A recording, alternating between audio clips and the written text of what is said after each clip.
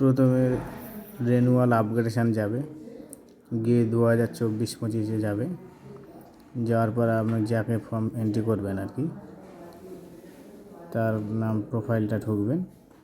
ঢুকে সাইটের ডান দিকে মেনু বারে দেখুন এডিট অপশান আছে, এডিট অপশানে ঢুকবেন। ঢোকার পরে ওখান থেকে এবারে আপনার প্রথমে আধার কার্ডটা 100 কেবির মধ্যে স্ক্যান করে রাখবেন। সে যদি ক্লাস চেঞ্জ হয় চেঞ্জ করে রাখবেন 8 থেকে 9-এ। এবারে প্রোফাইল আপলোড, এখানে আমার একটু দেরি হচ্ছে।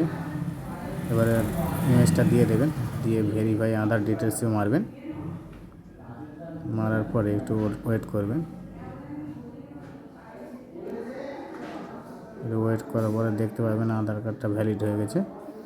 প্রথমে টেক্সটটা ভ্যালিড হয়ে গেছে, টেক্সটটাও দেখে নেবেন যে আধার নাম্বারটা ঠিক আছে কিনা, নাম যে নেমটা শো হচ্ছে আর কি ওটাও দেখে নেবেন। নেওয়ার পরে সাবমিটের বাটনে ক্লিক করবেন। এবারে এবার ইমেজটা ভেরিফাই চাচ্ছে, আবার ক্লিক করবেন ইমেজ ভেরিফিকেশানে। মারার পরে এবারে আপনার যদি স্ক্রল ডাউন করে নিচে আসবেন, টিক চিহ্ন মেরে দেওয়ার পরে আপডেট অ্যান্ড অ্যাপ্রুভ মারার পরে উপরে দেখবেন যে বেসিক ডিটেলস সাকসেসফুলি